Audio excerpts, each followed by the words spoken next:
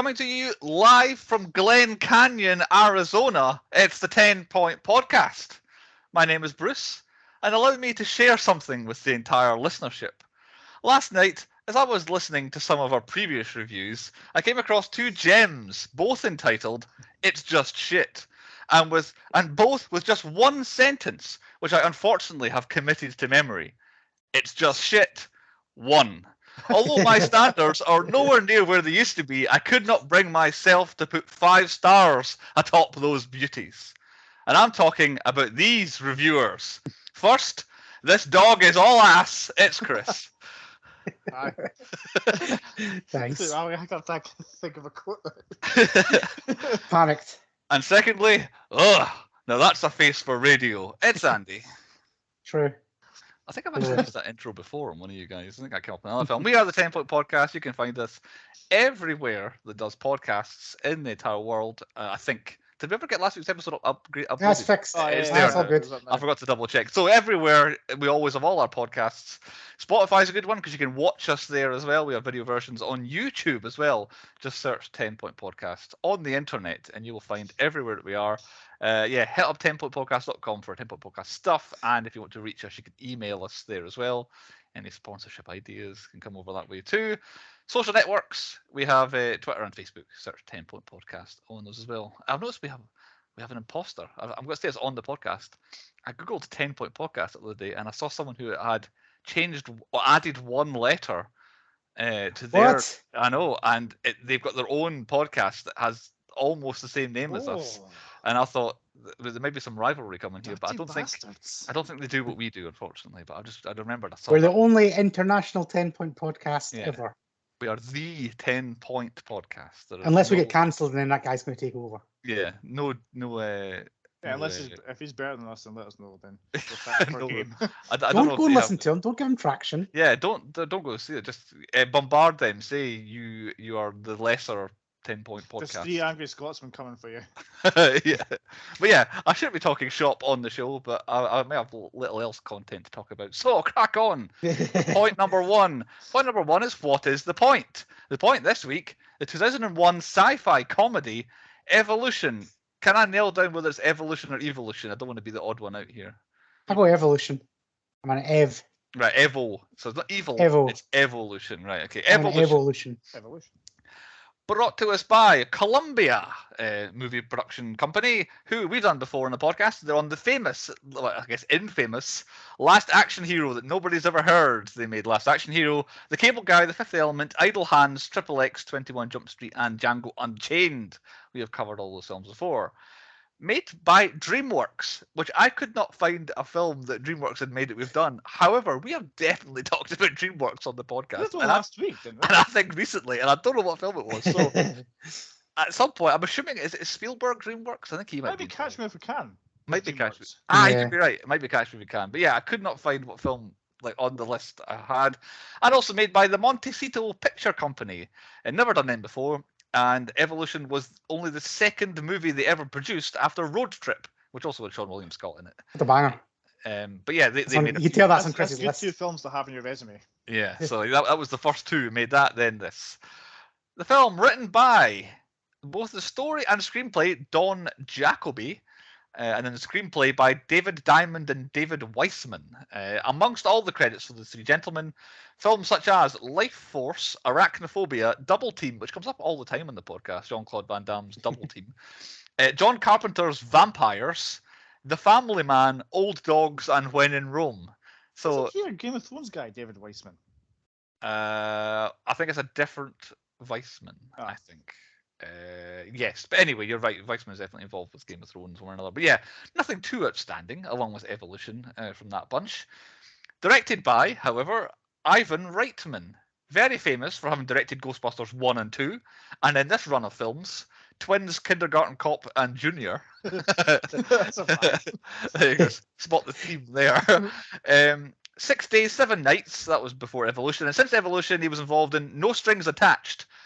Which one is No Strings Attached? There are 2 films that were identical coming out at that time. Which one is No Strings Attached? I don't know. Because there was that. That's the same as Friends with Benefits. Friends with Benefits, right? Which one's which? No Strings Attached. Is that not Justin Timberlake and Mila Kunis? You've got it exactly wrong. Amazing. Yeah, that was Natalie Portman. Ashton Kutcher was No Strings. There you go. And then Draft Day was the last film that he directed, which is actually not too bad, an American football sort of film that I quite like. Starring in Evolution, as Ira Kane, Dr. Ira Kane if you prefer, David Duchovny, famous for The X-Files. I could pretty much stop here. But then he made Evolution in the middle of that, because X-Files ran, according to IMDb, for like 40 years or something like that. 1992 to like 2005 or something like that. Oh, then a film as well. Back the TV show did. Series, yeah. At least 3 films in there as well. And then the series came back, yeah. Californication was his other successful series, and then for me, out of all the films that he's made, Zoolander it stands out. The hand model. He's barely in it, but he's in it, and then this, of course. So David Duchovny, very famous for just being Mulder in X-Files. Co-starring as Harry Block, I think Dr. Harry Block as well, I would assume, if you want. Orlando Jones, there he is. Orlando Jones. We've covered him before on the podcast. Spoiler for later. Office Space was the first film I recognised on his resume. Okay, like Space. He came round to our main man's house trying to sell him stuff. And then he was in The Replacements, and then he seems to have played about 20 people in Bedazzled. I cannot remember Bedazzled well enough, but he's in that. Yeah. That was for Evolution. And after that, The Time Machine and Drumline. Nothing too sensational. He's just got one of them faces that you recognise, Orlando. He's in a bunch of stuff. I was going to say, I feel like he's doing loads of stuff, but I couldn't tell you what. Yeah, exactly. One of them faces. And then thirdly, I've got all 4 here. Thirdly, as Wayne, Sean William Scott, the aforementioned. Famous for American Pie 1, 2, 3. For our number 1 fan, Sean spelt correctly. Yes. Sean William Scott, he's got 2 N's in his Sean, so I don't know. American Pie 1, 2, 3 and Reunion. None of the others, I think, the best I could tell. Road Trip, like I mentioned. Dude, Where's My Car? Then Evolution. Then my favourite role of his, which is him in Old School, where he plays like the the petting zoo handler. Yes. Ends up shooting Will Ferrell in the neck. And then Welcome to the Jungle, one of the best Dwayne Johnson back in the day. The Dukes of Hazzard, Role Models, and then he's in both Goon movies, I'm assuming, as the titular Goon. Yep. But basically, American Pie 1 through Role Models, that was the Sean William Scott era. I think it's maybe about 7 years, and that was him defined. He could live on his name alone for the rest of his. There's not a rumor that he died because he hadn't been seen in anything for a while. while. There was, yeah. He did like Goon and nothing, and then he came back and did Goon 2. Well, there you go, Sean William Scott. And thirdly, Julianne Moore as Dr. Alison Reed. Famous roles for her. She's been in like 102 things, Julianne Moore. So the famous ones I picked out: Fugitive, The Lost World, Jurassic Park, Boogie Nights, The Big Lebowski, Magnolia, Hannibal. That was all before being in Evolution. Since then, Far From Heaven, The Hours, Children of Men, The Kids Are All Right, Crazy Stupid Love, and she was in 2 of the Hunger Games. So yeah, a lot spreading over about 40 years for Julianne Moore as well. On a budget of $80 million, Evolution took 13.5 in its first weekend. Final US gross 38 million. Final worldwide 98 million. So probably made a loss on a budget of 80, only taking in 98. That's adding promotion and everything into it. Probably lost money, hence why we never got another one and all that. Released 8th of June 2001 in America. Released 2 weeks later, 22nd of June in the UK. Means it qualified for 2001, 2002 award season, depending on what your award ceremony was. At the so-called major awards around this time, I would assume the 2002 ones mainly, it received 0 nominations any of the award ceremonies. Travesty. The major awards. So therefore, at 2002 or 2001 Saturn Awards, it also received 0 nominations. Ah, travesty. That's literally what it's made for, science fiction, basically. When a science fiction movie like this is shut out of the Saturn Awards. It did receive 2 nominations in its history. One was for Best Comedy Soundtrack at some sort of soundtrack awards. It lost to Amélie, the French comedy film that you would recognise the poster if you saw it. I think. Recognise the name. Not Natalie Portman. No, it's not. No, it's a French film. And then the other nomination it got at the Golden Schmo Awards, which I don't know what it is. I see it all the time, but I'm not sure what it is. Nominated for Best Sci-Fi Movie of the Year in the year 2001. It lost to AI, Artificial Intelligence. Again, I think Spielberg, he comes up all the time on this, and also I think that had I See Dead People kid into Haley Joel Yeah, I was gonna Osment. say, what's he called? Haley Joel Osment. So not very successful money wise or awards wise demolition here. Synopsis of the film provided by Julian. I think is new. I don't recognise it. I've never read this before. Not even looked at this one. Sometimes I look at them. Not even looked at it. Glen Canyon, Arizona, the present day. Oh, nice start, Julian. Wayne, practicing at night in the desert for his upcoming fireman's exam, witnesses the impact of a meteorite. The next day, biology teacher Dr. Ira Kane and geology teacher Harry Block from Glen Canyon Community College manage to get to the meteorite, which is stuck in the ground at the bottom of a cave. By taking a sample, they discover a slimy blue fluid coming out of the meteorite. A little later, Ira Kane finds out that myriads of single-celled life forms dwell in the fluid, evolve at an incredible rate even while he's watching. What at first seems like a sure ticket to Sweden for the Nobel Prize soon develops into a nightmare. By evolving and adapting at that unbelievably fast rate, the aliens start spreading out and the military comes in.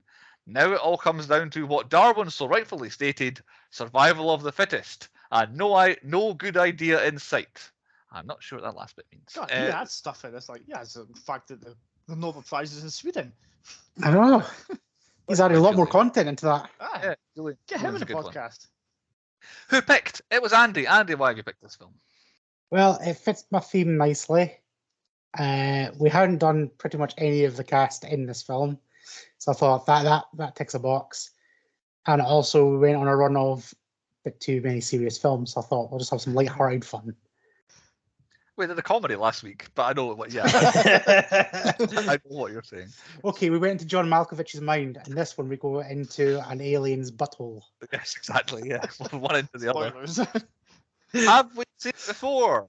I'm assuming Andy had, and Chris is nodding. Actually, the first time I seen it was at Andy's at one of the Your Friday X-Fest. nights. Yeah, X-Fest.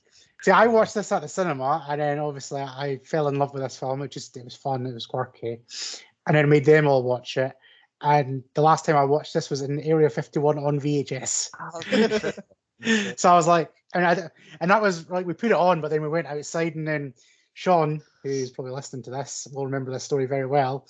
So we worked out, we like kind of left it halfway through, because this is a film you can kind of watch in and out. So me, Mark, and Sean went outside and thought, oh, we'll build a wee fire, because they had like a little fire pit outside. And they give you one of these logs, you just light it and it just burns. Now, it was like minus like 1,000,000 degrees out in Area 51 here. And we said, Sean, go find some tumbleweed, see if that burns. And honest to God, we had this little log burning, and then we're in the desert, but there's still not a hell of a lot of tumbleweed around. Like, there's the odd little tiny ball. Sean came back. He looked like a massive tumbleweed. Like, it was just a pile of tumbleweed. And we're like, Sean, and he was absolutely hammered, threw the whole lot in. And I mean, we definitely signaled some aliens, because that thing went up. So all we seen was like the two girls just like coming out the curtain going, what the fuck was that? It was about this much of a licking off the building. Like, tumbleweed, that stuff is kindling, I'm telling you that. Didn't know that. So that's my memory of this film, is just Area 51 and fire now. Fair enough. I have seen this before as well. I saw this in the cinema. I believe I went with my father to see this one. I vividly remember me and him having gone to see this.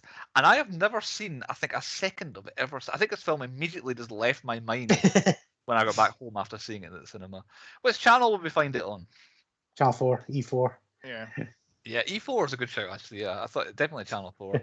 And which version did we watch? We all watched the same version. I would assume nobody went and got a special edition Blu-ray, DVD, fancy thing or like that, did they? Nope. So the only change I could find to any version, this is something I'm definitely bringing up later on as well. Oh yes. In the original theatrical release, in the what do you call it? The scene in the court scene. Chris exactly knows where I'm going. Originally, Julianne Moore, Dr. Reed's top bursts open when she's like interrogating David Duchovny, Yep. and that's why she's awkwardly clutching it shut at the end of the scene. That's Plus- 100% coming up later on.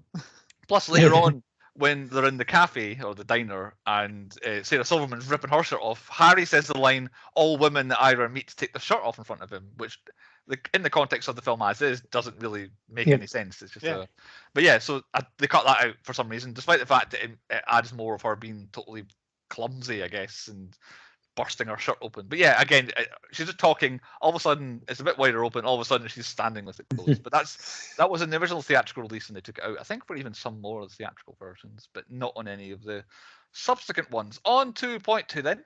The high points, the best bits and things and otherwise of the film. And you picked it, you get to start off. The start. It was a strong start. I've been talking about TV series, if you listen to the news podcast, on slow starts. This one pretty much starts with a meteor hitting the Earth, which I always find is a solid start to a film. A big explosion, big impact. It's plot point number one happens. Like, you know where you're like, okay, that has happened. That's important. And plus you get the familiar face of Sean William Scott. It's like, I know this guy. I feel comfortable. It settles you in. I quite liked not remember. Obviously, I've only seen this the once, as far as I can tell. I did not know what he was up to. Watching this basically with fresh eyes, like, what is he doing here? But it is random. It's just like, why is he in the middle of a desert? Why has he got this doll? And it's just a weird start. Yeah, and then like sets fire to the shack and then runs in before it really has any chance to catch fire. And he didn't basically just shouldn't have bothered, to be honest. I mean, he didn't really do it properly. He didn't have a gas mask on. He didn't have any water thing. He just literally could have blown himself up. I don't say if that goes wrong, he's fucked. Yeah. In the middle of the night, no one could get there to save him, no matter how good the fire department is. They're not making it in time to save him, I don't think. I was gonna say that's my start. And then really after that, it's just kind of the character introduction of the Ethan Strupoli when he's huge. He's apex. He's biggest. Definitely his biggest. That is my first high point. Is the American education system. I'd happily take a C just for one paragraph in any class. Yeah, C- was very kind. Yeah, but I just love it. It's just like you can tell he doesn't give a shit. So you already get his character almost instantly. He's you've all got A's. Except from you, and then you still giving them a C- for this. Like, as bad as that was, yeah. Which is still amazing. It's the type of thing that me and Chris would have done back in biology. Just cells are bad. Oh. Yeah, I think it was Crash Hire-failed it. Yeah. But yeah, it's a strong start. Like for normally we always talk about character development and all that. This just does it in a funny way, and it's like, all right, he doesn't give a shit. Like, it's pretty much all I need to know about David Duchovny's character is he doesn't really care. And then later you find out why he doesn't care, and he's in a funk. Yeah, I did not anticipate him being like, I used to work at the Pentagon. I know it's a spoiler, but obviously you should have seen the film at this point. But yeah, I did not anticipate that coming. I didn't get that reading on him. I thought he was just they mentioned I'm stuck in the middle of nowhere. I wanted something exciting. I thought it was just like he just wanted something interesting to happen. I'm better than this. I didn't realize. Oh yeah, I used to work at the Pentagon. And then when you find out what he did, yeah. Chris, my early ones. I was gonna say my next high point is behind you, Bruce. Well, I'm roughly there as well with my ones. My next high point is the actual alien creatures design-wise. Yeah. Obviously, reservations of a film from the year 2001, the limitations of technology and all that. But I liked how the aliens looked. I should say, like how they were physically, how they evolved from going. You could pretty much, I don't know if Chris did it for stats or whatever I thought about it, you could pretty much track the evolution stages. I said evolution again. That went along. I think I've become too predictable. You've literally nailed what I did for myself. Yeah. Because I have to think what you're going to do, and then I have to go lateral movement and do something else. But yeah, you could kind of see how they've been going. I liked how they're different, and then especially the scene that you're about to talk about, Chris. I would imagine I liked what they did in that scene. So why don't you lead on with that? Well, I was like the slow. Like, you think everything was all nice and kind in this bit. You just seen him walking through, oh, look, there's like a random little crab creature. And he's like, oh, that's quite cool. And then they say, if I don't do anything, he stands on one. And you just see them eating it. I was like, oh, that's quite cool. And I'm not joking. I fucking shit myself. When they said, if I grab one for the specimen, and this claw just crunched one, you're like, okay, here we go. We've got big fuckers now. Yeah. Very quickly they go from my hand, ones you hold in your hand, just the ones that are 7 feet tall. But yeah, the actual, I like them. Like, I also feel like there was never two of the same one. Obviously, when they split. Yeah, I feel like they were going for just could get a kid to draw a monster, and they would put it on the big screen. It's kind of like it's the Flanimals, that Ricky Gervais kind of book he did. It's just these weird, oddly shaped things, but you're like, oh yeah, they're all unique. And interesting. And then it leads me on to the fly in the mosquito-looking one inside his suit from that scene. Oh no, actually no. Before that, they were talking about Dr. Reed. Oh, amazing! Yep. And it's just Dr. Block going, Ira! Just following behind. That's literally what every guy would have done in that scene. Just walk behind him, just like, oh yeah, try to pretend to hump him. It's so realistic, this film. It's so realistic. It is. Yeah, I'll kind of add to that hype. I do like Orlando Jones all the way through this. He seems to bring the right amount. Like, he's deadpan. He's a geologist, but he does it in such a funny way. Like, putting his little badge out and all that, and then just his comedy when he just goes to the next level. But then he can quite quickly bring it back down. Yeah, and it's not too over the top. He has probably the best acting performance in the film. A couple of them are a couple of them are a bit wooden and a bit straight. And then Sean William Scott is just himself, really. It's hard for him to, and it's not one of his better placements. Like, he plays who he plays quite well, but it's not. But yeah, Orlando Jones is the one where I'm like, yeah, I quite enjoy watching you. He steals like every scene that he's in. Yeah, basically, yeah. Speaking of stealing scenes, there's one minor high point that I think I might have skipped over. Ted Levine. When they've snuck out, when they are the soldier and the uniformed officer, and they sneak in and sneak back out again. When they get back to the college again, just as they're walking across the square, the hat throw. David Duchovny takes his hat off, and then frisbees it into a bed, and I'm like, after the bit I was going to talk about. I never noticed that the first viewing, and then I watched it again. He just goes like that, whap. And it was fucking brilliant. It's quite a distance away. Yeah, he nails it. So I wonder how many takes it was, or I wonder if it was just I fancy just chucking my hat in the bin this time, and he did it. But yeah, that gets a high point. It was the panache as well. He just kind of goes like that, and it goes straight in.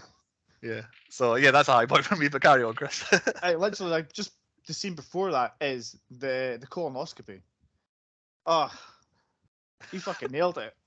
Yeah. There's always time for lubricant. Exactly. Like, it starts off quite things like, I just see it crawling up the leg, and they're like, oh, we have to amputate the leg. No. I was like, let's go to the desk. Fucking take the leg! Take the leg! A couple of funny lines in that scene I can agree with. However, it was the biology of it that was annoying. Yeah, that makes sense. It was really, like, it's crawling down his leg, so therefore it's under his skin. And then it starts moving up. It moves, maybe an inch up his leg. It's heading for the testicles. It's like, well, no, it isn't. It's just heading up the way. And it's like, it's heading for his colon. I'll get it that way. It's like, but it's just under the skin. It would have to go through his colon to get into the colon. Therefore, it's not going to ever be in his. So he literally have to be sitting just on the edge of his intestines, which is not. Because don't ruin a funny scene with your logistics, Bruce. I'm sorry, but I'm sitting watching. I'm thinking, all right, they'll have to cut his leg open to get it out, and they're like, we'll have to cut it off. Like, no, just it's there. You can see it. Cut his leg. It'll crawl out the hole. So yeah, that was what was. But there were funny bits in it, and I'm surprised Chris has got the far without mentioning lubricant so far. Well, I just thought it. I love lubricant. It's just like, oh, there's always time for lubricant. It's like, that one scene. I reckon when I get to 40 and I have to go for my checkup, I reckon that's exactly how I'm going to be. Chantel's going to be out there with an ice cream ready. Feeling sorry for the guy's absolutely covered in lubricant. He's like, that's not enough. I want more. Flavor line was a good one. Like, can you get some ice cream? Yes, we can get some ice cream. What flavor do you want? It doesn't matter. It's yes. It was a really good. I have to say, I cracked at that. Something else that was said there. Oh, so after the hat chuck, they're walking down the corridor. It's another minor deadpan moment. All of a sudden, David Duchovny is also like working his way up. Like, did he get hurt? And I know. He throws that funny joke. No, Bruce, he throws that funny joke. Punchline. You're back. Carry on with your punchline. It's about half an hour to every podcast. It seems to be the way it goes. And that's all I get. Yeah. So David Duchovny pretending to limp, and then all of a sudden he's just like, he turned to Orlando Jones, and he was just pretending and just mocking him with how he was walking with his butt surgery. But yeah, I like that. Another small moment I liked. Andy, back to you. Surely got a high point. The music that kind of plays around about this, because they play play that funky music, and then you've got kind of like the overall that song that goes. It's like it's almost like a theme part song, and it kind of stops. Yeah, like that. I would class as the Evolution score. Yeah. It's all the way through. It just works, and then you've got, which Bruce will probably be able to pull this one out of his head. Fireman 5000. Drop the bomb. Yeah. What, like, that always just reminds me of wrestling every single time. I've got the Dudley Boys theme song stuff. That's it. It was Dudley Boys, was it? It's Dudley Boys, and it was their theme. They did use it. Yeah, I thought they did. I started to do some background research to try and find out was it because it's quite similar to their actual theme song that they had back in 90 whatever. I'm trying to, was it one of the ones where they've taken the song and given to a famous band and like, can you write a new theme for them? But I can't find out what came first, the chicken or egg style. I don't know if it's the Power Man 5000 song or if it's like a WWE song or what happened. But yeah, like that's definitely getting nominated for best song because it just comes in at the right time. That song. Yeah. It's like all like when it just the film's lacking a little bit and it's like just elevates it with a banger of a song. And in this bit, it's just like, right, we're going to napalm everything. It's like, all right, we know how this is going to end. But then you see like the whole town just going into party mode, and then they're playing this song. It's like it's perfect. And then just the two big guys just absolutely drinking beers and just it's amazing. It just right in the right sign. Like the soundtrack just works. Yeah. I agree. It has a nice feeling about it. Like you talk about the actual evolution music itself. It sounds happy. It's not like it's doom and gloom. Yeah, it creates like a nice watchable feeling, and the first 40 minutes of this film flies by. Like I was just like, how long have I been watching? I flicked to see what time it was, and it was like, God, 40 minutes. It doesn't feel like I've only got an hour of the film to go. Basically, at that point, it's an easy watch. We complain when films are a difficult watch. This is an easy. There's like it just goes from one point to the next, and then before you know it, you're at the end. Yeah, at the finale, but yeah. I've got another minor high point I need to type at the time. You gonna eat that bacon? It was my favorite scene, that one. I ordered it. I know. It's just his face. He's like, I ordered it. It's not stuff his face. It's not a personal gripe. I don't have problems with people doing this to me. It doesn't happen, but it happens in films all the time. And people are like, "Oh, you can eat that." It's like, yes, I'm gonna eat that. Like, thank God someone finally did it in a film. I'm very happy. My next one. Oh, sorry. There you go. Right, so one of my kind of last points before we get to the end is I actually like the mall scene. Now the CGI is a bit dodgy on it, but just how that all like, I will bring it up in a low point as well. However, like the overall scene is just brilliant with Sean William Scott just randomly going Dookie. Like it's just hilarious. It's just like it makes no sense. I'd seen this film once, and I remember it for that one scene. Straight away, you remember it instantly. But it's like even like just like the David Duchovny and that are just like, what the fuck are you doing? And then when you just see the microphone, it's like he's going to do it. It's like you know what's going to happen, but then just randomly breaks into song as well. The singing I'll come to soon, but not right now. He's actually a really good singer. Like he's got, you could tell it was him. Well, I feel like it was him. It sounds like it was him. But yeah, a proper voice as well. I was impressed with his singing voice. I've got one more high point. I don't know if it's not at the end, so I'll go for it now unless Chris wants to jump in. Oh, and you go literally I actually quite enjoyed the Dan Aykroyd portion. Yep. Very much. He comes in at right at the right point. It is getting a bit like I'm fed up, like because they keep going back to the same characters. Like they go away from it, they come back, and it's just him and the general.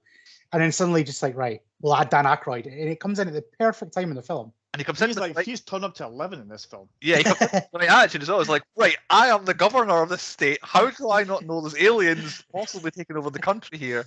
And then I enjoy him, like, obviously he gets up words. How do you deal with this crapola? He then obviously Woodman, isn't it? The general. Yeah. Like, right, shut up, you. I want to hear from the scientists, which is obviously it's a good part for the film because we're following the scientists. And then they also arguing. I just like one of them in the middle of the argument, just shouting, "Liar, liar, pants on fire!" The argument. That's when I finally get to the high point. So I wrote that down as well. Yeah, his energy comes in at the right time, and yeah, it swings it.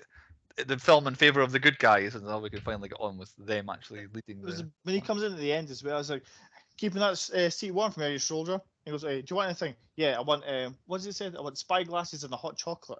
Yeah. He was a belting character, I thought. Yeah, he came in really well.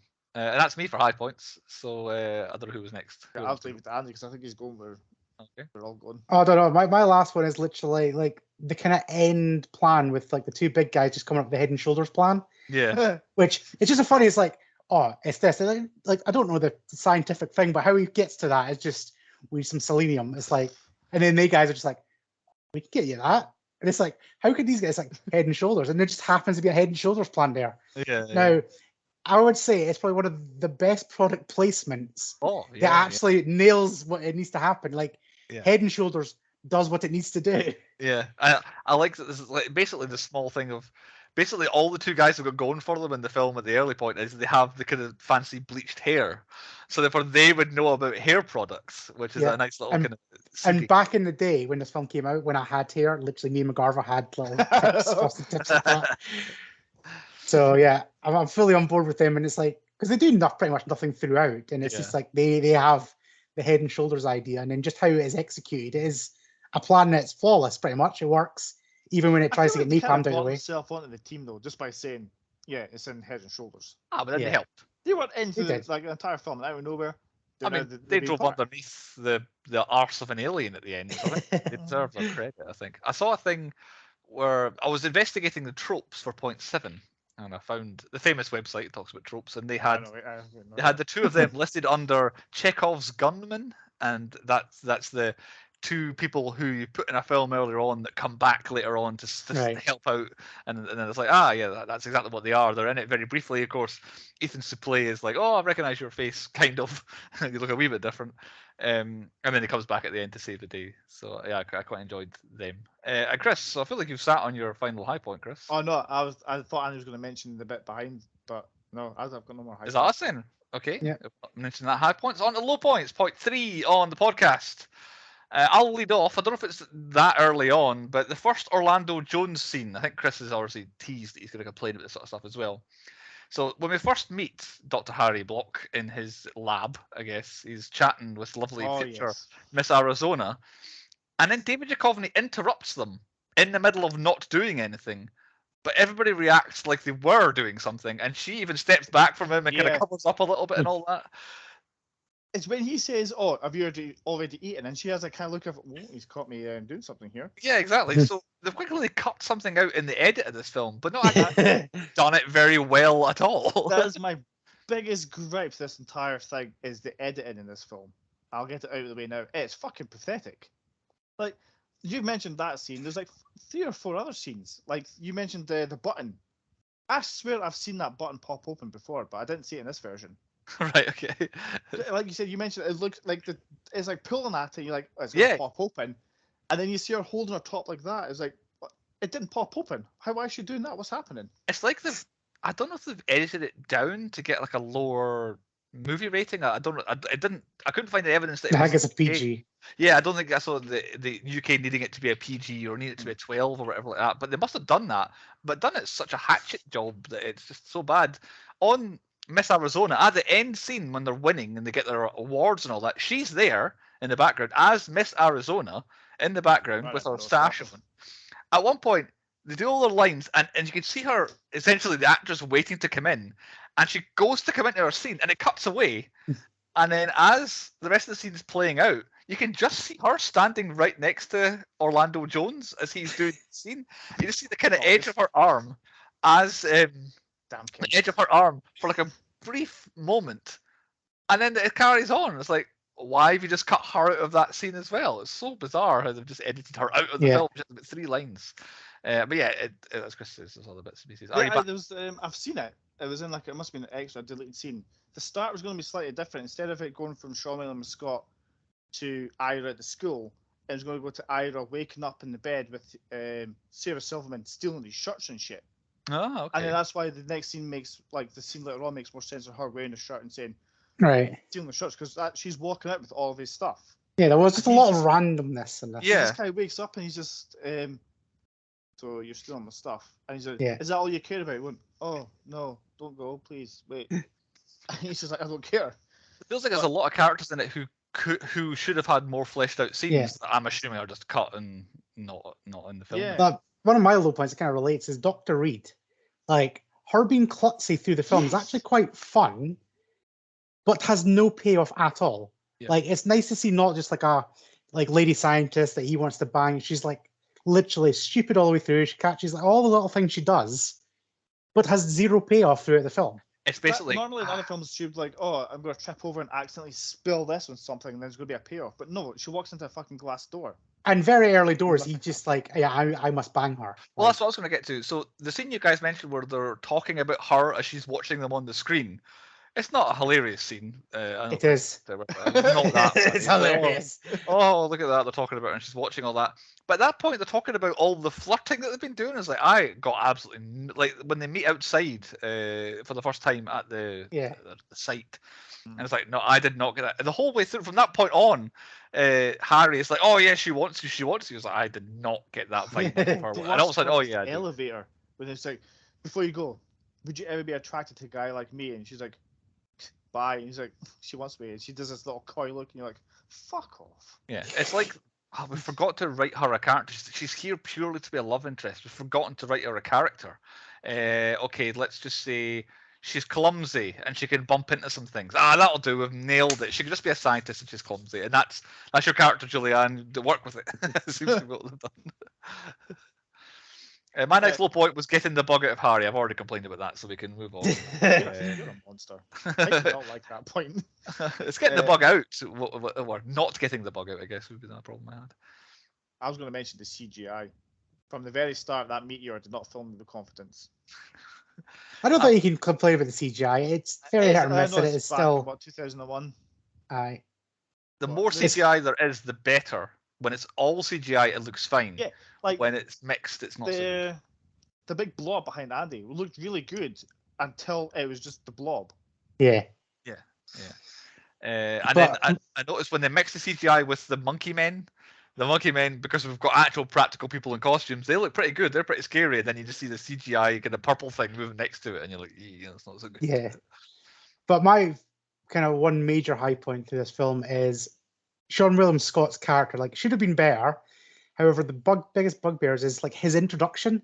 So he's there as a fireman, that's fine. But then suddenly he's got this whole new separate story where he's working at the golf course, which he seems to be a sadistic. Don't get me wrong, that's exactly how I'd be if a customer came and then suddenly got eaten. But it's just like he's so happy about the guy getting eaten, but then he's like cleaning the pool. He's like the towels. It's just he's working at the golf course. It just that whole scene just seemed like unnecessary. So they could just kill off a guy and he can get a dog's whatever, like dog. Yeah, the body thing. Yeah. I also enjoyed that he didn't actually do anything to his drink. Like he just made him the drink, but then kind of shot a bad comment up. Like that is actually what happens to pissed off bar staff. We don't do anything evil to you. We just give you what you want, but call you a dick, basically. But yeah, just that entire thing, Sean William Scott needed to be utilized a bit more. Once he finally gets to them and he becomes part of the trio, he's actually then all right. But it's just his weird introduction just seemed to offset as well, which could be editing as well. When they introduced him, when he introduced himself at the meeting that I was talking about before, he's just like, "Hi, I'm Wayne. I did chemistry in high school," or something like that. That's literally what I'd be like. It's like you're quite good at science. Andy passed science. I'm like, I was at school as well. I've got a higher in chemistry. Basically, was what I would say in that situation. So I've got two low points, but it's actually more questions. One of them has an answer, one of them doesn't. Why did the singing turn the pterodactyl around? I couldn't understand why it worked. It just likes sound, I think. It's attracted to sound and his sultry tones. Right, because that kind of annoyed me. I was like, I enjoyed his singing, but as a plan, I was like, why would you start singing? It seems like a stupid thing to do, but it worked. But I don't know why it worked. And my other one is a major problem the film has that I think, but I may have missed something. How did our gang of heroes? How did they not get napalmed? Well, it does seem like napalm's very targeted. It's like, it's just a wee explosion here. I thought napalm's just like, woof. Yeah, it glasses an area. That big thing came from the ground. How is there still ground for it that truck to drive on? Yeah, that's a point. Yeah, but it was more that they were next to this thing. Starts going mental next to them because it got napalmed. I'm like, how are they not dead if they're that close to it? Like, surely that's enough napalm to get there. They were wearing firemen's outfits. Oh, there we go. Problem solved. Yeah. But you're right. Yeah, there should be a massive hole in the ground that everything should have fallen into as well. So yeah, there's some physics issues with the finale, I think. Any other low points? Mine is the cringy one-handed shotgun pump. Like the guy exactly they kill the thing away. That's brilliant. And then they goes, it comes alive again. So they all shoot it, and then they go do this little and put it on their shoulder, and you're like, fuck off. My last high point is actually that mall scene as well. As much as I liked it, none of it made that much sense because you could obviously tell. We're on low points. Yeah, we're on low points, Andy. You've said that's what I meant. Well, no, because I said it was my high point, but it's my low point. Okay. You could tell, obviously, the actors, the background people were just like, right, this thing's going to fly over, so kind of run around. But it's like they're running around, but then you've got these three nutters with a shotgun. Where's mall security? Where's Paul Blart? He should be there. Paul Blart. They just walked into a shop, got 3 shotguns with ammunition. That doesn't seem like that's safe. And then it's just, how big is that mall? This pterodactyl's flying around. And why did it go into the laundry section really slowly and knock on the door to get that moved out? I hadn't even thought of that. Why was it knocking on the door? It just seemed like it knew what it wanted. It wanted some titties. And it's like, I'm going to knock on this changing room. Now you mentioned that bit. A little movie mistake. She Yeah, put it's a the big pink movie top mistake. on, and then it's behind her, and she turned around, it's on, and then she turned around again, it's on behind her. Right. I'm bringing it back. But yeah, no, that's one of my biggest like kind of low points. Is just like I like the scene. It does, but bits of it just don't make sense. And like that bit, why did it just go up slowly and just literally knock twice? Not once, but twice. I was bored. It was more than that, wasn't it? Because I was at this point, I was like, why wouldn't you just answer the door and see Yeah. who's there? Because it was annoying me that she. And obviously, I know what she was doing, but still, I was like, look and see who it is. But yeah. And then why did it capture her? Yeah, why did it capture her specifically? Titties, I reckon. I mean, like she was the only woman Or in our mall. or it just knew that she was shoplifting and went, right, you're a bad person. Ah. Because obviously That's a it's hero got evolved, film, it's then. hyper intelligent. Had a moral compass. Yeah. Is that the final low point then? I think I think so. I'm out. Okay. On to point 4, the stats. 3 shits is all there were. I thought there was going to be more, but yeah, I think they toned it down, like Andy says, for a PG. And no F-bombs, of course. 17 explosions. A lot of that was napalm and all of it. The first one was 1 minute 30 seconds in when it hit It's the a good start. shack. Yeah, hit the shack. And I think only one confirmed death in the entire thing, which was the fella at the golf club that got taken away. Oh, He yeah, was dead. yeah. But I didn't see, nobody else got by the giant thing at any point. Nobody else got killed by I the... reckon some of these soldiers running around, they might have. Well, when Oh, they yeah, all they all got splatted. Some of them. Yeah, some of them got splattered, I think, yeah. Maybe I miscounted that. I thought it was just bump it up by like 20. I thought it was like a building that got splatted, as you say, but I didn't think anyone was in it. But yeah, fair enough. I think it's maybe- literally what's about to happen behind Andy. Yeah, that I think thing so. comes out and splats Yeah, them. it's just boom. Another dozen added on top. But yeah, outside of that, you think it's an alien invasion apocalypse film, and only one person gets killed up to that point. It's I quite think good. that lady got attacked by the little creepy dog thing with the alien mouth. She's going to die of rabies. Yeah, Maybe. she'll get some disease, I would imagine. Yeah, that's probably where the sequel comes from. That I should actually do what happens next. She's got some alien virus now. Quotas though, no cows, no goats. Again, I think we've done all of cows and goats in cinema. I think dead animals, not any animals, but plenty of dead aliens. All the different varieties. Anytime they came in contact with oxygen, would suffocate. Pedo.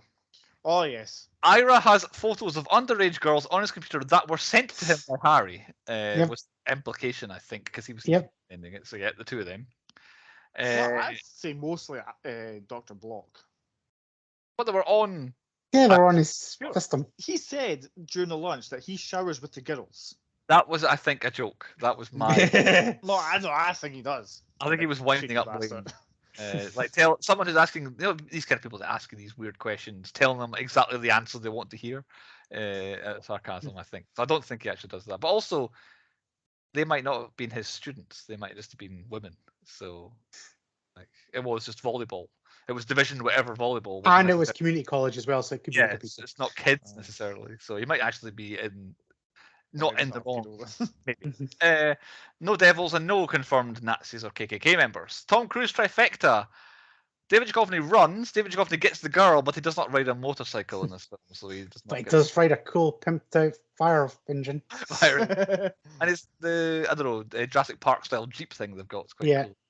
So, I didn't actually mention it. Julianne Moore climbing in the back and falling into Sean Williams' role, and her next line being muffled as well, which is quite funny. I thought I should set up, and I'm kind of with him. So I know what Chris has done, so I'll go with my one first. The first evolution happened 16 minutes into the film, but I feel like Chris tells me more about evolutions than that.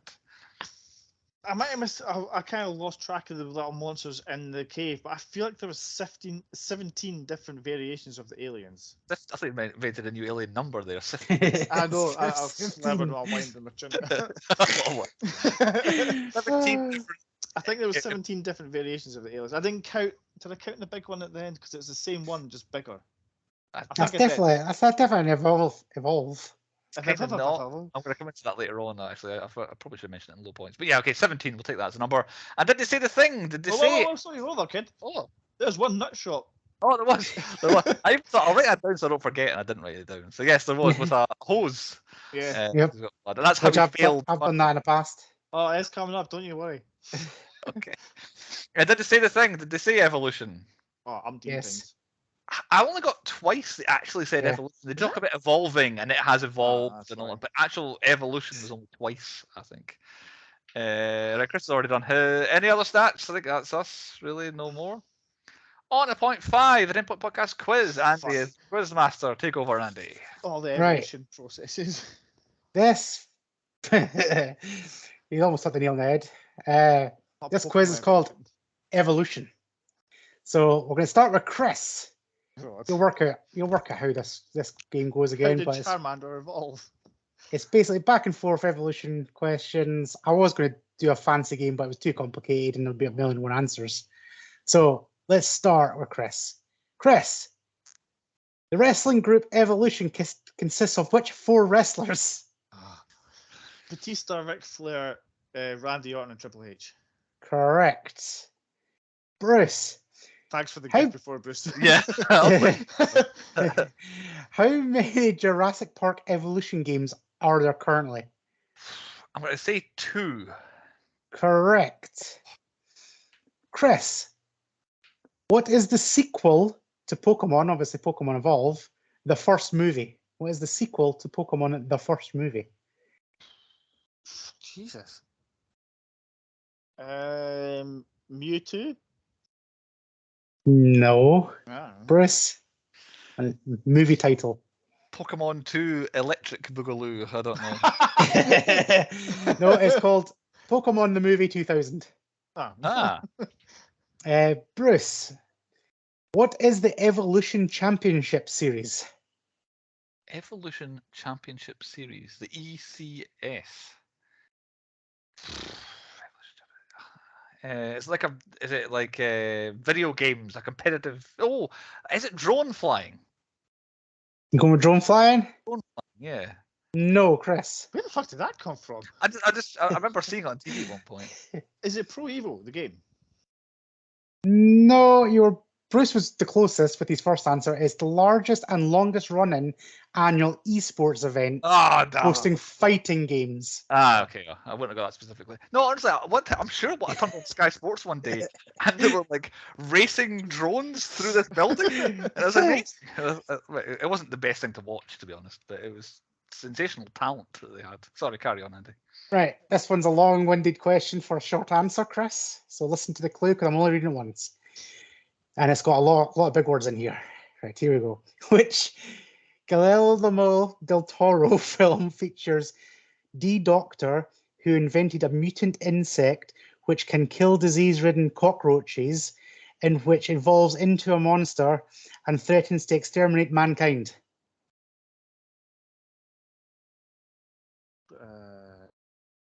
Pan's Labyrinth? Not Pan's Labyrinth. Bruce, do you want a clue? Yes, because that was my guess. Right, you can get a clue. It stars Norman Reedus and Josh Brolin. I think I'm further back than I was, to be honest. I'm gonna read this. Josh Brolin, Guillermo del Toro. I won't get you to read the whole thing out again. I don't know if I've guessed. Hellboy 2 or something like that. Nope, it was Mimic. Mimic. Oh, Okay. never. Which Do you know when I said Pan's Labyrinth, he went, oh, I thought, oh, I fucking got it out of nowhere. who we're going now? It's That's me Bruce. first. The evolved, right? I want to be specific. The evolved liquor is an engineered specimen in which video game? That's just a collection of words. The evolved liquor is an engineered specimen in which video game? Resident Evil. No, Chris. I've got to give me the number here, isn't it? I'm going to say Fallout. It's not Fallout, it's Resident Evil 2. Oh, Gotta do that. The liquor was in the first one, the evolved liquor was in the second one. I'll accept factually. Okay, I was wrong. Okay. Where am I going, Chris? Which 1986 movie does a brilliant scientist accidentally evolve/mutate into a giant man-fly? The Fly. Correct. I mean, I actually wasn't listening at the first half of the question, but then you told me the answer at the end. I was like, oh, I don't know the answer. It's like, There's an easy set and there's a hard set. Where am I going, Me. Bruce? In which year was the original Planet of the Apes movie? God. And obviously, they evolved. Right, okay. So you didn't have to as well. 1967. That's too early. It is not. Chris.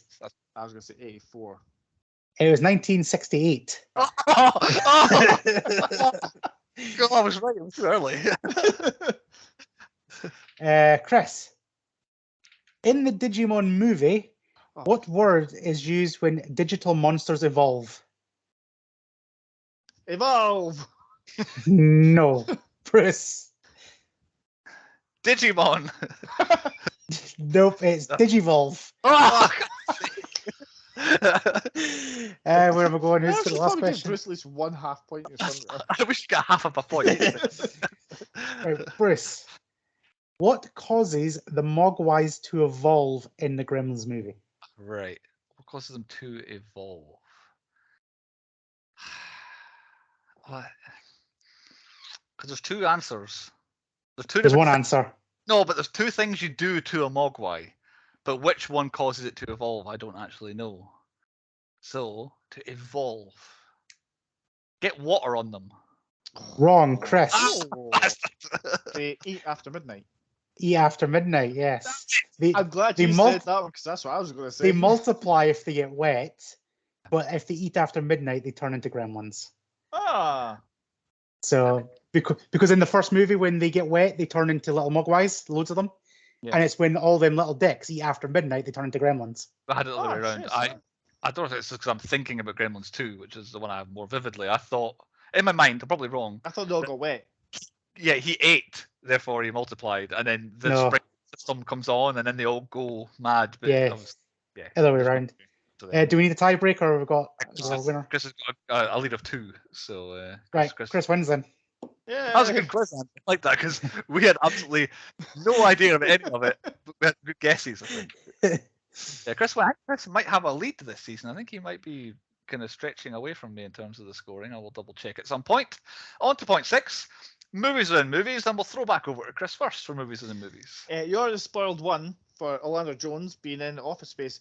I didn't know that. I completely forgot he was in it. I couldn't even tell you who Steve was until you mentioned that he comes around kind of collecting on a facade of collecting money for a charity and pretending to be simple, I think, and then he ends up spamming. Oh yeah, oh my leg. Oh. Yeah. Yeah. Like that, yeah. Big Ethan Suplee back in the day, who plays Deke. He was in Dogma. Mm-hmm. Norman's voice, whoever Norman was. Norman. Wow. No idea. He did somebody's voice.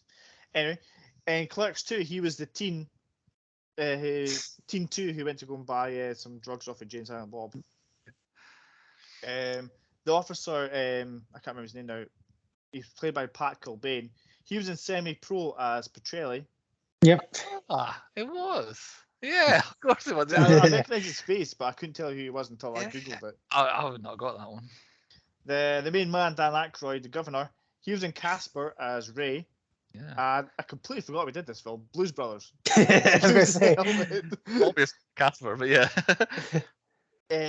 Cage, Kyle Gass. He was another officer. He was Officer Drake. He was in The Cable Guy as a couch potato. Oh, yeah, so he was. Yep. Was he not something else? He was in Idle Hands, wasn't he? Did it work in the restaurant in Idle Hands? Or am I getting confused? I think so, yeah. He's definitely been in something else, but I couldn't remember what else. I forgot I did that film.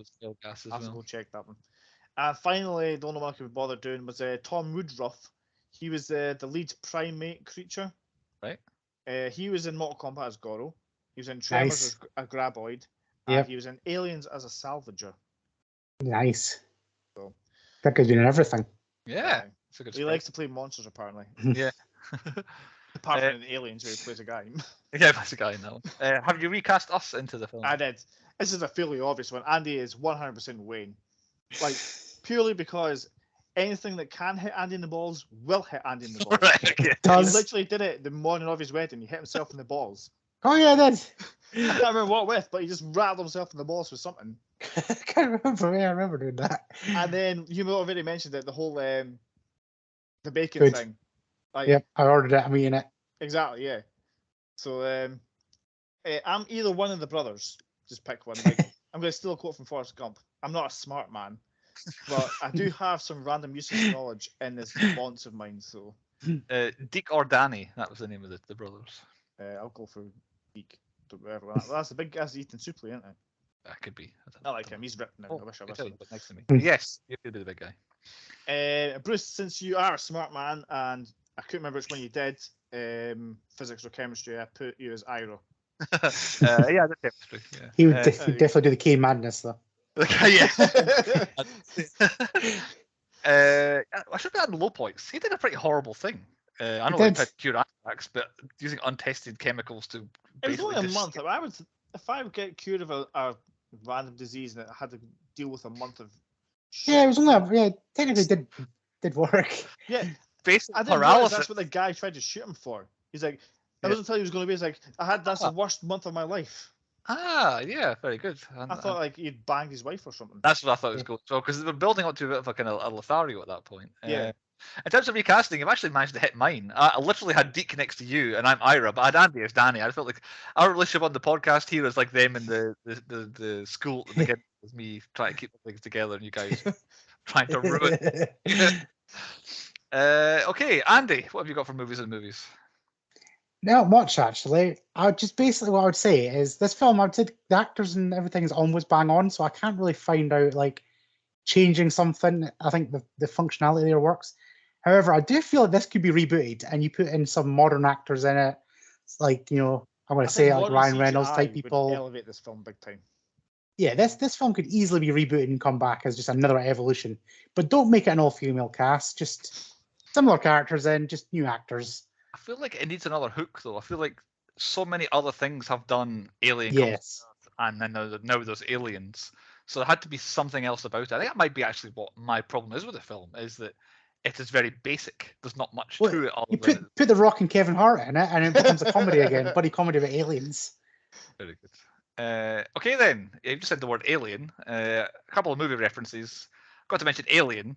This is very much like Alien, but specifically that green monster where the other thing comes out. Yeah. Xenomorph style and grabs the woman's hand. Oh, well, that's clearly just Alien. And something I've got this far without mentioning it. It's going to come up a couple of times. Ghostbusters Afterlife. This film very much feels like Ghostbusters Afterlife. They're out in the desert in the middle of nowhere. That monster I'm talking about, where it had the Xenomorph thing, without that, looks identical to the Slimer ripoff they had in that film. That eats the metal. It's the same alien as that.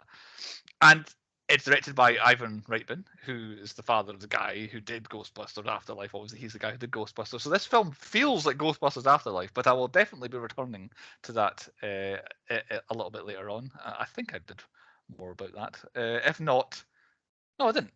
I'll do it now. This film allegedly... Nah, I'll come into it later. I've got more later. So, carrying on. I got myself confused in my notes there. My other gimmicks... one of them, Dead Man Walking, I thought General Woodman was a write-off. I thought he is going to cause them so much pain throughout all of this that he is a goner. And he's going to be like that one because he just walks into a room and there's a monster behind him. Yeah.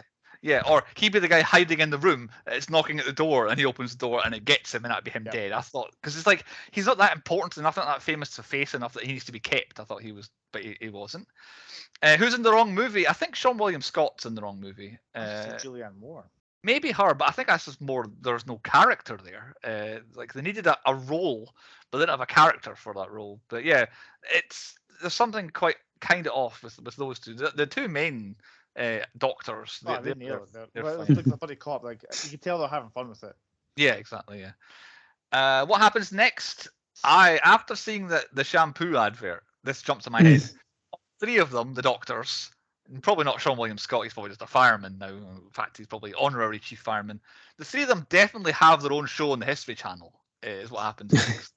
They totally see them doing, it was an ancient alien. That's them. In this universe, the three of them are talking about ancient aliens, I reckon, now. And what I was trying to stumble around before, could this film have come out in 1995? And I had a perfect idea for this. So, you recast Orlando Jones. You promote Dan Aykroyd instead of Orlando Jones. David Duchovny, put Bill Murray in. Instead of Julianne Moore, have Harold Ramis. And instead of Sean William Scott, Ernie Hudson in that role. And you could call it Ghostbusters 3. And I think 1995, it would have been loads of money. And apparently, that's where this film has come from. I was gonna say, is that a theory that this was like an Well, it was unofficial sequel to because Ghostbusters was like originally meant to be like set in space.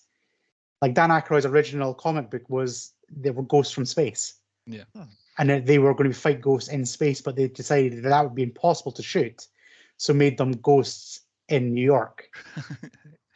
But yeah, sense. Seemingly they could get none of the other returning cast to return, could Ivan Reitman or Dan Aykroyd. So they shift the script off to scriptwriters to do an alien film for us instead. But yeah, it feels like Ghostbusters 2. It feels a lot like Ghostbusters Afterlife to me, and I think the Ivan Reitman's son, whose name escapes me at this moment, who did the new Ghostbusters, I feel like nobody saw this film. It can quietly go away. We can just repurpose it and we can make a new Ghostbusters movie out of it. That's really what this film feels like to me. It feels like the step sibling of the Ghostbusters movies. On to point 7 then, the tropes that need to die. What kind of gimmicks does this film use that we don't want to see anymore? Chris, you look like you're ready to go with your one. Yeah, there was a couple I could have picked, but I settled on the not listening to experts. Because too often in films, they'll get the experts trying to be like, right, I want your expert opinion, how to deal with this. I go, okay, that's a great idea. I'm not going to do that. I'm going to let them set them on fire. Yeah. And completely ignore what they say. Yeah. What Superman does it. Like, the Superman's dad, I can't remember his name. He predicted the fall of Krypton, but they ignored it, and Krypton falls.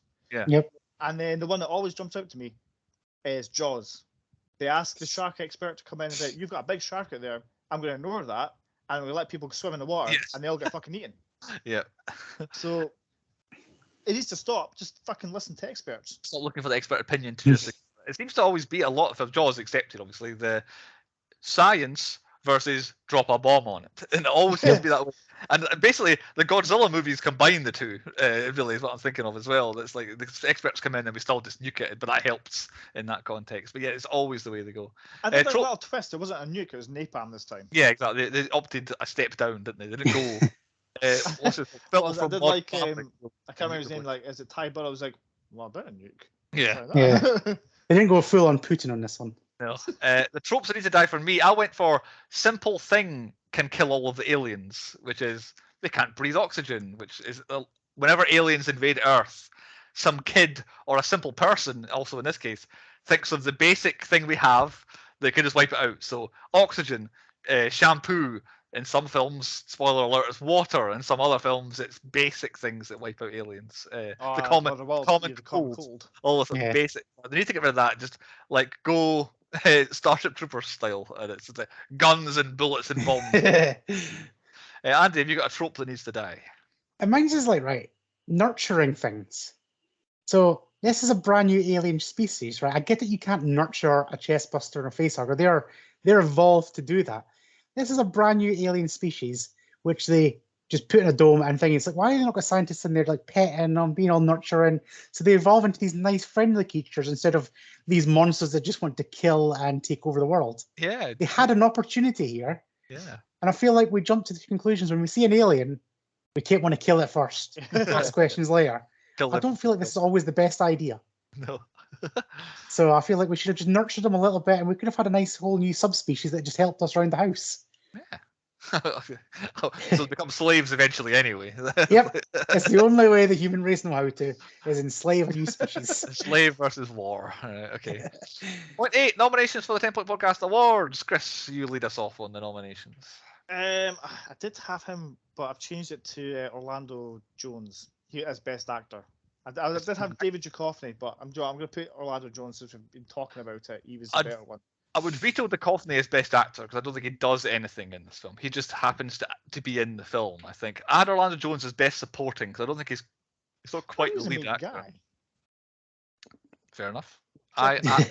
I think he's supporting, but fair enough. Dan Aykroyd, Best Actor. Here we go. Sorry. Well, I had Dan Aykroyd as Best Cameo because I had Orlando Jones as Best Supporting. I think he's in it because he's Dan Aykroyd, and he's only in a couple of scenes, and he's supposed to be, oh, it's Dan Aykroyd, and you carry on with your life after that. So that's how I would go vacant for Best Actor, because I don't think the company's good enough. My Best Supporting was Sean William Scott.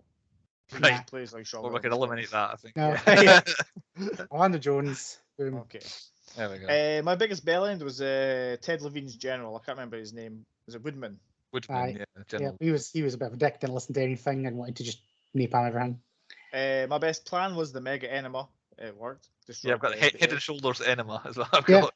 that was a flawless plan. Like I said, even though like the original plan was to spray it all, but it went to shit, and they were like, oh, we'll just strip quicker finger on the feet. We'll just put this hose up his ass.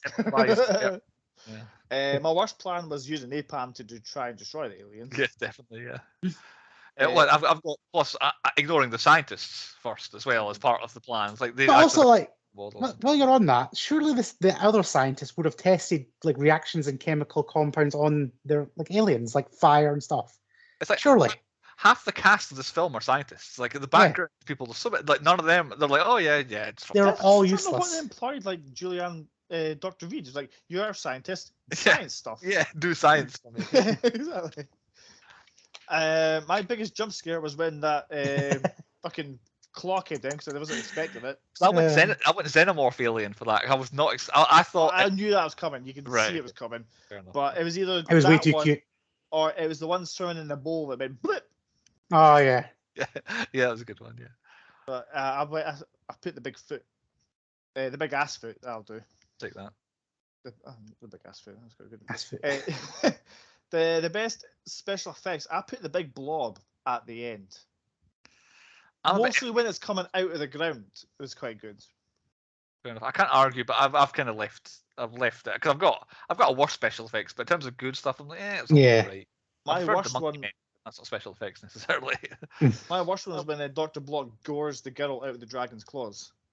Yeah, it was a bit clunky. Yeah, okay, yeah, let's go for that. Yeah. What did you have? I had the CGI alien blob.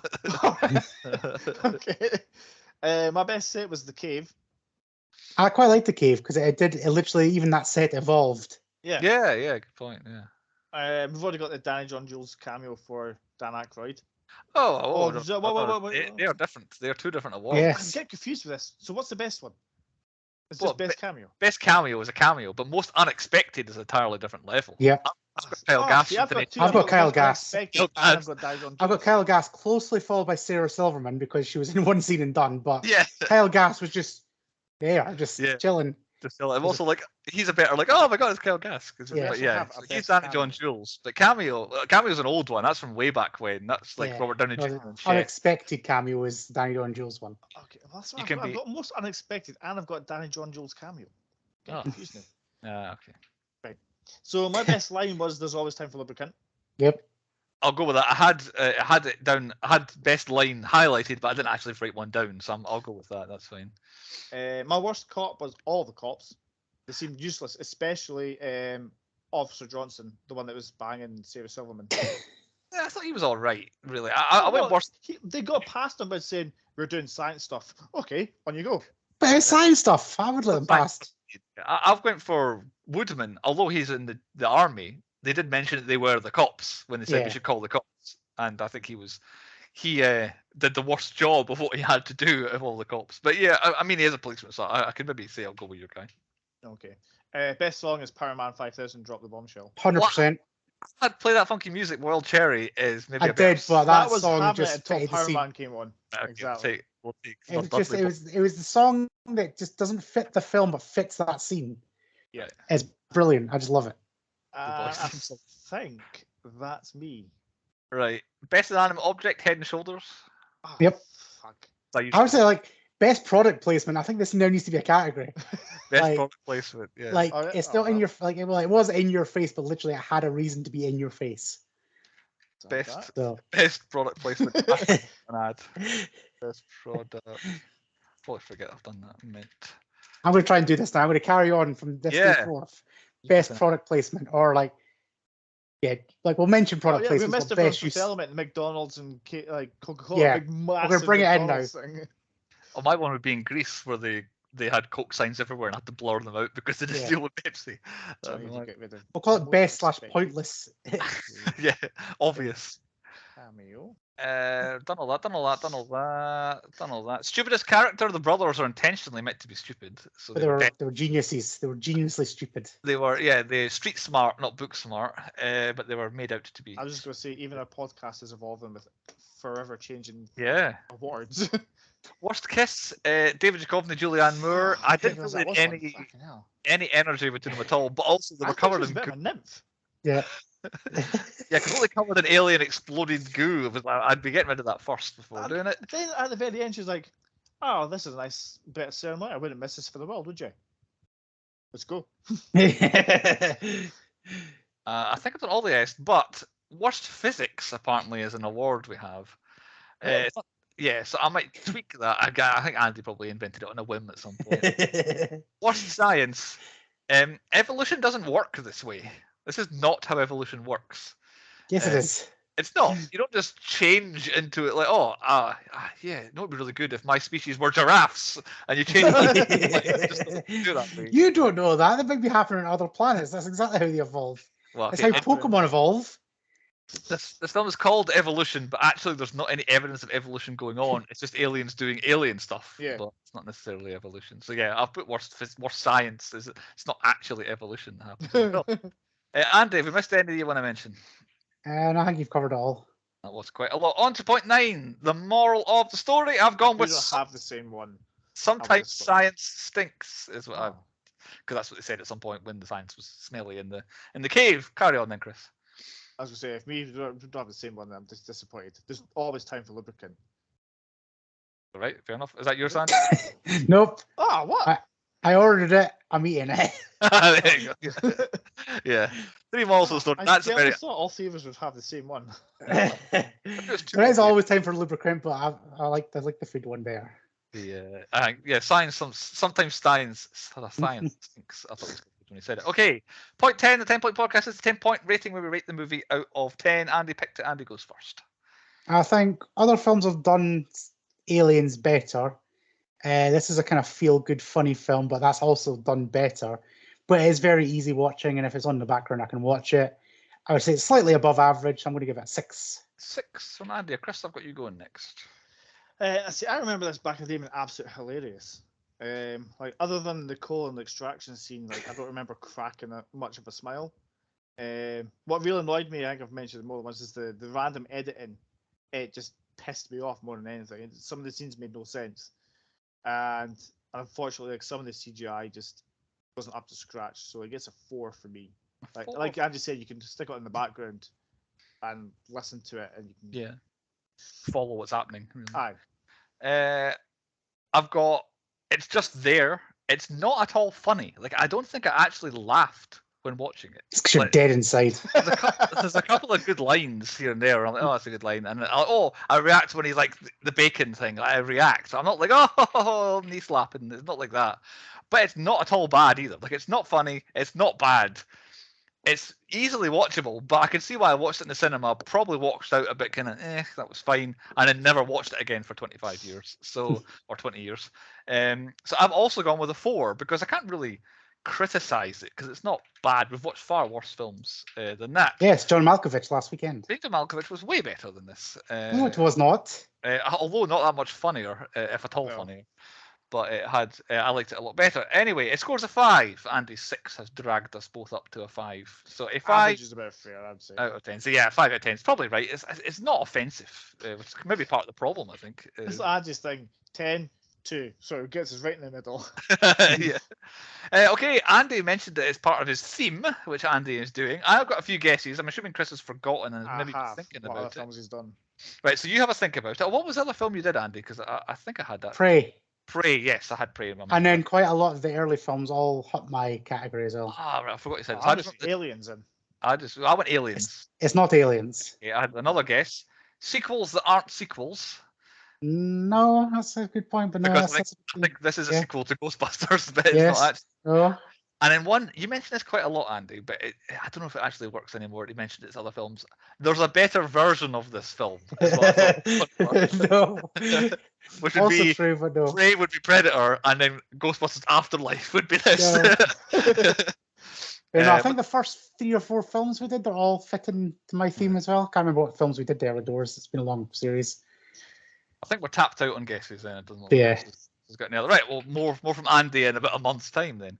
On to next week though, and it's none of us to pick. It is the wheel for the next selection. Very special wheel. A special wheel by what I've heard. Does anyone want to intro the special wheel? It's by Sean, our number 1 listener. The number 1 listener, Sean, has sent in how many movies? That many on the wheel. Quite a lot. roughly 20, maybe 25, 30. Yeah. He did so these tell are- me that a lot of these are random ones because you panicked because there was a lot. He had a timeline and it was for like a couple of weeks ago, so he had an extra And- week to pick films. And also, I've not vetted these or spell checked any of them, so God knows what it could actually land in. I've seen a lot we've mentioned on this wheel. In fact, I think I've seen 3 films that have been mentioned on this podcast. Or on That's the 4th one that's on there. So yeah, spin it when you're ready, Andy, because we can all see it. Right, I'm going to play the jingle. Here we go.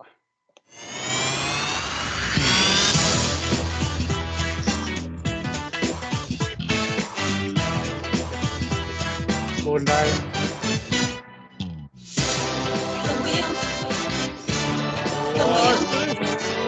He's right. Looks very like we're similar going film. back Is it? to back. Sean William Scott on the Jesus. podcast. What are the Sean's chances? Reservoir Dogs. That was what he said was going to happen. Right, that's what I thought was going to happen. What are the chances of back-to-back Sean William Scott? Sean William Scott, back-to-back episodes, in a very minor role in Old School, but for me, a memorable one. Old School, early 2000s, Will Ferrell, Vince Vaughn, Luke Wilson, comedy I film. haven't seen this for ages. Right, I'm looking Lou, forward. it's my boy. Luke, this might be a cult favorite of mine. Spoilers for me enjoying the next film we're doing, but yeah, I am a big fan of Old School. So I'm not sure. I've got it on DVD, I think, but I'm sure it'll be streaming somewhere. So there you go. Old School, selected by Sean, is our next pick. So you've all got 7 days to find Old School, and we'll see you next time on the 10 Point Podcast.